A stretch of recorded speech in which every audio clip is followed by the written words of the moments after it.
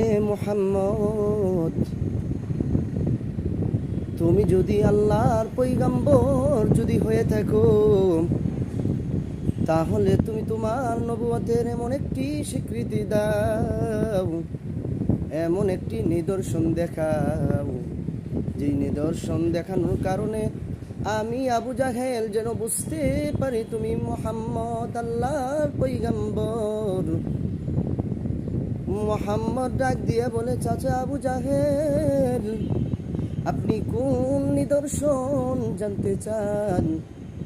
আবু জাহেল ডাক দিয়ে বলে, ও বাতিজা মুহাম্মদ, ওই যে দূরে যে দেখতে পাও একটি গাছ, ওই গাছটি যদি তুমি নবুয়তের যদি স্বীকৃতি দে, গাছ যদি তোমার কথা যদি শুনে, আমি আবু জাহেল বললাম, ও মুহাম্মদ, আমি স্বীকৃতি দিব তুমি আল্লাহর পয়গম্বর, আমি সাথে সাথে কালিমা পড়ে মুসলমান হয়ে যাব।